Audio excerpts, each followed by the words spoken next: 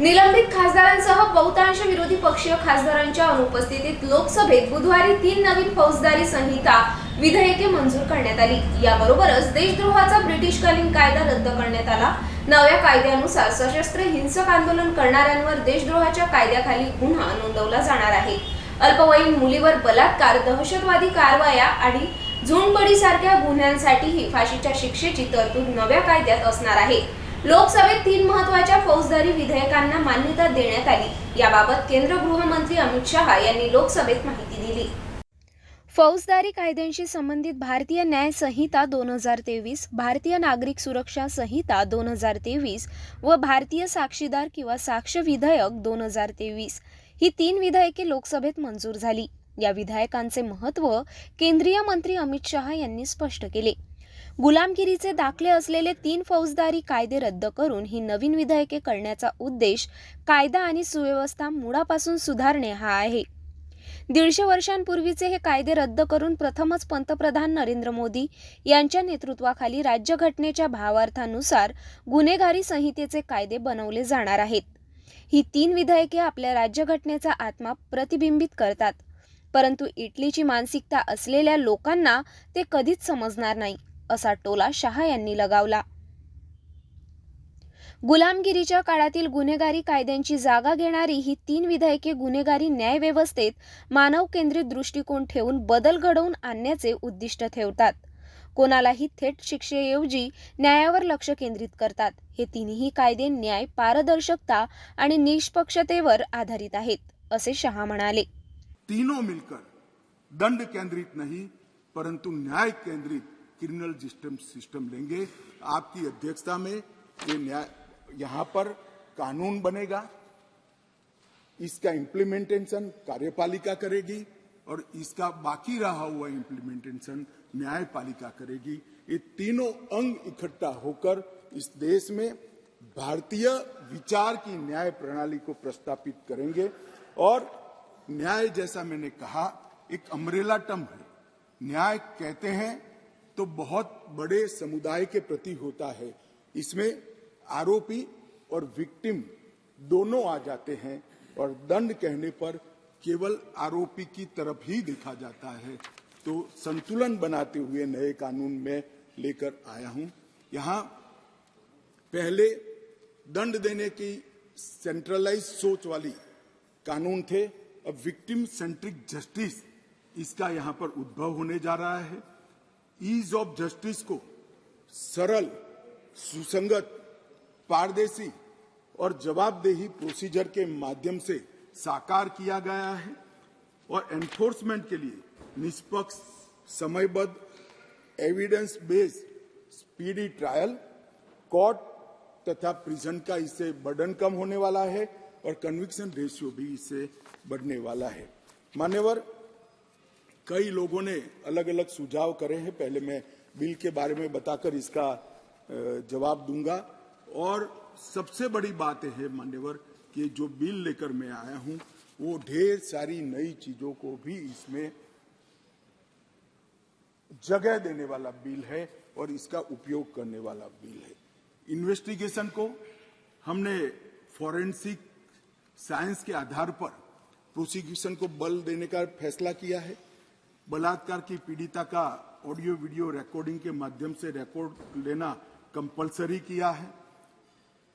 कई सारी जगह पे मैं आगे बताऊंगा आपको टेक्नोलॉजी का उपयोग किया है और कोर्ट पर भी ढेर सारे समय को कम करने के प्रावधान पर हमने डाले हैं।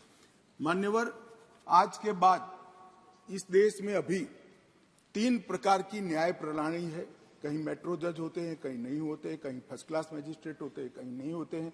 एक कानून पारित होने के बाद कश्मीर से कन्याकुमारी और द्वारिका से लेकर आसाम तक सभी देश में एक ही प्रकार की न्याय प्रणाली होगी और न्याय प्रणाली का में समानता इसी कानून के माध्यम से आएगी। मान्यवर, इसमें डायरेक्टर ऑफ प्रोसिक्यूशन का एक्सटेंशन और उसका महत्व और उसको कंपलसरी करने का काम किया है, क्योंकि न्याय प्रणालिका में किसी निर्दोष को अन्याय हो जाए या तो किसी विक्टिम को न्याय न मिले, दोनों किस्सों में हमारी त्रिस्तरीय न्यायिक व्यवस्था है, उसमें अपील का बड़ा महत्व है।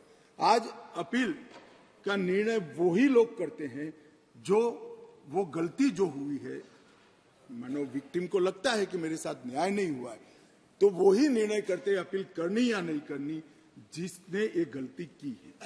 अब एक स्वतंत्र डायरेक्टर ऑफ प्रोसिक्यूशन हर जिले में भी बनेगा, राज्य स्तर पे भी बनेगा, जो पारदर्शिता के साथ एक केस में अपील करने लायक है या नहीं है उसका निर्णय करेगा। उसमें पुलिस का और प्रोसिक्यूटर का केवल और केवल अभिप्राय होगा, निर्णय एक तटस्थ प्रणाली का होगा जिसको डायरेक्टर ऑफ प्रोसिक्यूशन के नाम से यहां इंट्रोड्यूस किया गया है। पुलिस की अकाउंटेबिलिटी कई सारे मामलों में तय की है, जैसे इस देश की अदालतों में हेबियस ढेर सारी होती है, परिवारजन जाते हैं, हमारे सगा संबंधी कहाँ है हमें मालूम ही नहीं है, पुलिस कहती है हमारे पास नहीं है। अब तय कर दिया है गिरफ्तार व्यक्तियों की सूचना अनिवार्य रूप से हर पुलिस स्टेशन पर रखनी पड़ेगी और एक पुलिस अधिकारी को इसके लिए जिम्मेदार करना पड़ेगा। मान्यवर, इस तरह से मैं आगे बाद में बताऊंगा, परंतु ढेर सारी चीजों को हमने पुलिस की अकाउंटेबिलिटी फिक्स करने का भी इस कानून के माध्यम से काम किया है। और विक्टिम सेंट्रिक कानून जब मैं कहता हूं तब मान्यवर हमने ढेर सारा विक्टिमों को बीएनएसएस में 360 तो अपनी बात रखने का अधिकार दिया है, इंफॉर्मेशन का अधिकार खंड 173, 93 और 230 में दिया है, नुकसान की क्षतिपूर्ति का अधिकार दिया है, जीरो एफआईआर को इंट्रोड्यूस किया है। अब कोई भी मुकदमा स्टेट विक्टिम की परमिशन के बगैर, विक्टिम को सुने बगैर कोर्ट सिर्फ स्टेट के कहने पर विड्रॉ नहीं कर सकती। जो विक्टिम है उसको सुनना पड़ेगा, उसके ऑब्जेक्शन को भी सुनना पड़ेगा। विक्टिम को, जो फरियादी है, उसको 90 दिनों में जांच की प्रगति के बारे में इंफॉर्मेशन देने की जिम्मेदारी पुलिस की गई है। एफआईआर, गवाहों के बयान और पुलिस की रिपोर्ट, ये सभी को कंपलसरी कॉपी देने का प्रोविजन इसके अंदर कर दिया गया है। और जांच और मुकदमे के विभिन्न चरणों की पीड़ित अथवा उसके परिवारजनों को जानकारी प्रदान करने के लिए भी हमने ढेर सारे प्रोविजन मान्यवर किए हैं, जिससे मैं मानता हूं कि पुलिस की अकाउंटेबिलिटी फिक्स होगी और विक्टिम को न्याय मिलने की शुरुआत होगी। मान्यवर, मैं अब तीनों कानूनों के महत्वपूर्ण प्रावधानों को आपके सामने और आपके माध्यम से ये सदन के सामने और देश के सामने रखना चाहता हूं। भारतीय न्याय संहिता की मैं पहले बात करूंगा मान्यवर, और जैसा मैंने कहा कि इसमें ढेर सारे मानव संबंधित अपराधों को बहुत पीछे रखा गया था, क्योंकि इसका महत्व ही नहीं था। उनका महत्व अपना शासन चलाना था। जैसे बलात्कार का नंबर धारा 375, 376 था। अब जहां से अपराधों की बात शुरू आती है, इसमें सबसे पहले धारा 63 और धारा 69 में बलात्कार को रख दिया गया है। गैंग रेप को भी आगे लाया गया, बच्चों के खिलाफ अपराध को भी आगे लाया गया है। मर्डर 302 था, अब 101 हुआ है। किडनैपिंग 359 और 369 था, अब 137 और 140 हुए। ट्रैफिकिंग 370, 370A था, अब 143 और 44 हुए।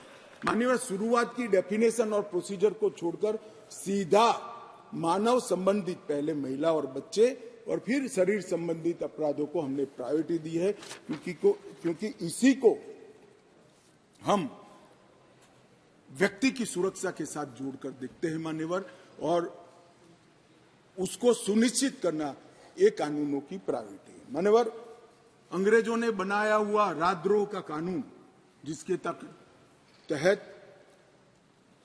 तिलक महाराज, महात्मा गांधी, सरदार वल्लभ भाई पटेल, ढेर सारे हमारे आजादी के स्वतंत्र सेनानी, बड़े बड़े हमारे नायक सालों के सालों 6-6 साल तक जेल में रहे। वो कानून अब तक चलता रहा था। विरोध तो करते थे जब ऑपोजिशन में होते थे, मगर सत्ता में आते थे तब इसका दुरुपयोग भी करते थे, हटाने का नाम नहीं देते थे। पहली बार नरेंद्र मोदी जी ने ऐतिहासिक निर्णय किया है कि राजद्रोह की धारा 124 को पूर्णतया समाप्त, इसको हटाने का काम किया। वंश, जात आणि समुदायाच्या आधारावर होणाऱ्या झुंडबडीच्या विरोधात विधेयकात नवीन तरतूद करण्यात आली। प्रस्तावित कायद्यात अशा आरोपींसाठी जन्मठेपेपासून फाशीच्या शिक्षेपर्यंतच्या तरतुदी आहेत। ब्रिटिशकालीन देशद्रोहाचे कायदे सरकारने रद्द केले आहेत। नव्या प्रस्तावित कायद्यात फाशीच्या शिक्षेचे जन्मठेपेत रूपांतर करण्याची तरतूद आहे। तसेच आता जन्मठेपेची शिक्षा ही 7 वर्षांच्या तुरुंगवासात बदलली जाऊ शकते। इनका नया प्रावधान हम लेकर आए हैं। नस्ल, जाति, समुदाय या किसी शंका के आधार पर एक टोला एकत्रित होकर किसी को मार देता है तो उसमें मैक्सिमम फांसी तक की सजा की है। स्नैचिंग के लिए कोई कानून नहीं था, चैन स्नैचिंग होते थे, मोबाइल होते थे और अलग अलग धाराओं में अंत में कानून के गैप का फायदा उठाकर वो छूट जाते हैं थे। स्नैचिंग के लिए भी हमने कानून लाया है और मान्यवर गंभीर चोट का जो कानून था इसमें भी हमने 2 डिवीजन करे हैं। किसी के सर पर लाठी मार दी, इंजर्ड हुआ तो उसको सजा तो होनी चाहिए, परंतु लाठी मारने के कारण वो ब्रेन डेड हो गया या अपाहिज हो गया तो इसकी सजा इतनी नहीं होनी चाहिए। तो संपूर्ण अपाहिजता या तो ब्रेन डेड के केस में हमने 10 साल तक का कठोर दंड देने का प्रावधान किया है, इसको सेपरेट किया है। मान्यवर गंभीर चोट का जो खंड 117 है उसमें 10 साल की उम्र कैद का हमने प्रावधान किया है। इसके अलावा भी ढेर सारे बदलाव किए हैं मान्यवर, मैंने प्रमुख बदलाव भी आपके सामने। अब मैं भारतीय नागरिक सुरक्षा संहिता की बात करूंगा।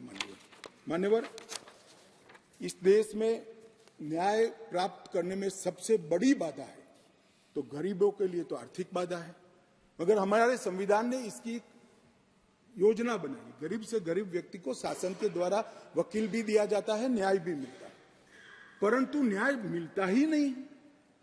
कल ही मुझे माननीय रक्षा मंत्री में बिल पेश कर रहा था, बता रहे थे 2003 में कोई एक्सीडेंट हुआ था, इसका साक्षी का सेवन 2023 में कल ही माननीय रक्षा मंत्री जी के साथ आया। सजा कब होगी वो तो अभी किसी को मालूम नहीं। माननीय सालों के सालों तक तारीख पे तारीख पढ़ते रहते हैं। पुलिस न्यायपालिका को दोषित करती है, सरकार पुलिस और न्यायपालिका दोनों को दोषी करते हैं, और पुलिस और न्यायपालिका बैठती है तो सरकार को दोषित करती है। सब एक दूसरे के पीछे कानून का सहारा लेकर हमने इस कानून में ढेर सारी चीजों को हमने स्पष्ट कर दिया। मैं इसको बहुत बारीकी से बताना चाहता हूं मान्यवर, क्योंकि ये समझना कानून बनाने वालों के लिए बहुत महत्वपूर्ण है। मान्यवर पुलिस द्वारा दंडित कार्यवाही सीआरपीसी में कोई समय निर्धारित नहीं। आप एक कंप्लेंट देते हो, इसका संज्ञान वो 10 साल के बाद भी ले सकते हैं। अब 3 दिनों के अंदर ही एफआईआर दर्ज करनी होगी अगर प्राथमिक जांच होगी, इसको कंपलसरी कर दिया। और 3 से 7 साल की सजा के मामले में 14 दिनों के अंदर प्रारंभिक जांच, आरोप सही है या गलत है, इसका प्रारंभिक जांच देकर एफआईआर करनी पड़ेगी। तो ज्यादा से ज्यादा आप 14 दिन तक प्रारंभिक जांच कर सकते हो, और छोटी सजा है तो 3 दिन के अंदर ही एफआईआर रजिस्टर करनी पड़ेगी। सबसे पहली न्याय में समय की कटौती यहां होगी। अब जांच रिपोर्ट जो जिला मजिस्ट्रेट को भेजना है, इसके लिए भी कोई समय के प्रावधान नहीं था, एफआईआर कर दिया। अब 24 घंटे में तलाशी रिपोर्ट के बाद 24 घंटे में उसको न्यायालय के सामने रख दिया जाएगा, आप उस पर बैठ नहीं सकते हो। मेडिकल प्रैक्टिशनर और चिकित्सा जांच की रिपोर्ट, मेडिकल हुआ, कोई समय मर्यादा नहीं। जब उसकी आत्मा कहेगी, जब उनको समय होगा, सारी परेशानियों से वो मुक्त होगा जाए, तब देंगे। अब हमने बिना किसी देर से बलात्कार पीड़िता की रिपोर्ट को भी 7 दिन के अंदर पुलिस थाने में और न्यायालय में डायरेक्ट भेजने का काम हमने यहां निश्चित किया। मान्यवर पहले चार्जशीट का समय नहीं, 60 से 90 दिन में चार्जशीट करने का एक कानूनी प्रोविजन था, परंतु री इन्वेस्टिगेशन, मेरी जांच चालू है, ऐसा कर सालों सालों तक चार्जशीट लटकाए जाते थे, केस लटकाए जाते थे और लोग केस से परेशान होते। हमने कह दिया कि 60 से 90 दिन का जो समय था वो तो रहेगा और 90 दिन के बाद और 90 दिन तक ही फर्दर इन्वेस्टिगेशन कर पाओगे। अगर 90 दिन के बाद फर्दर इन्वेस्टिगेशन करना है तो कोर्ट से ऑर्डर लेना पड़ेगा। चार्जशीट को आप 180 दिन के बाद पेंडिंग नहीं रख सकते हो। ये हमने प्रोविजन कर ट्रायल जल्दी हो इसके लिए शुरुआत कर दी। मान्यवर, इसके बाद मैजिस्ट्रेट के समय कब कार्यवाही शुरू होगी, मैजिस्ट्रेट के समक्ष इसकी भी समय मर्यादा थी। अब मैजिस्ट्रेट साहब के साथ हमने बाध्य कर दिया है कि 14 दिनों के अंदर इसका संज्ञान आपको लेना ही पड़ेगा और कार्यवाही चालू, इसको लटका नहीं सकते। तो जो हमारे यहाँ बहुत सारी फरियाद आती है, सच्चा झूठा भगवान जाने, 12 बजे तक कोर्ट चलती है, 12 बजे के बाद कुछ नहीं चलता है। अब अगर 14 दिनों में संज्ञान लेना है तो कोर्ट को इसको समाप्त कर ही जाना पड़ेगा। और आरोपी द्वारा आरोप मुक्त होने का जो निवेदन है वो भी 60 दिन के अंदर ही करना पड़ेगा। पहले क्या करते थे, एक केस में 25 आरोपी, तो एक के बाद एक 25 लोग लिंगरिंग रूप से एक्विटल का अपील करते ही जाते थे और 10 साल तक मुकदमा चलता नहीं था। अब जिसको भी करना है 60 दिन के अंदर करना है और 60 दिन में न्यायाधीश ने इस पर सुनवाई करनी है। तो ये ज्यादा से ज्यादा 120 दिन में केस ट्रायल पर आएगा। प्ली बार्गेनिंग के लिए भी समय नहीं था, अब तय कर दिया है। आरोप तय करने के 30 दिन के अंदर ही आप आपके गुनाह को स्वीकार कर लोगे तो सजा कम होगी। प्री बार्गेनिंग 30 दिन के अंदर समाप्त करना पड़ेगा। लोकसभेप्रमाणेच राज्यसभेतही विधायकांची संख्या नग्न झाल्याचे आज गुरुवारी राज्यसभेत ही तीनही विधेयके सहजपणे मंजूर होतील। त्यानंतर रात्रीपर्यंत संसदेचे हिवाळी अधिवेशन गुंडाळण्यात येईल अशी चर्चा आहे। नियोजनानुसार शुक्रवारपर्यंत अधिवेशन चालणार नाही। दहशतवादाबाबतच्या तरतुदी भारतीय न्यायिक संहितेत दहशतवादी सविस्तर व्याख्या करण्यात आली आहे आणि त्याला दंडनीय गुन्हा ठरवण्यात आले आहे। यातून पळवाटा काढणे आता शक्य होणार नाही असा सरकारचा दावा आहे। अत्याचारींना कठोर शिक्षा। नव्या कायद्यांमध्ये सामूहिक बलात्कार प्रकरणात 20 वर्षाचा तुरुंगवास किंवा जन्मठेपेची तरतूद आहे। खोटे आश्वासन देऊन किंवा ओळख लपवून शारीरिक संबंध ठेवणेही गुन्हा ठरणार आहे। 18 वर्षांपेक्षा कमी वयाच्या मुलीवर बलात्कार करणाऱ्यांना जन्मठेप किंवा फाशीची तरतूद आहे। लैंगिक हिंसाचाराच्या प्रकरणात केवळ महिला न्यायदंड अधिकारीच जबाब नोंदवतील। पीडितेचा जबाब तिच्या निवासस्थानी महिला पोलीस अधिकाऱ्यांसमोर नोंदवला जाईल। निवेदन नोंदवताना पीडितेचे आई वडील किंवा पालक उपस्थित राहू शकतात अशी ही तरतूद यात आहे।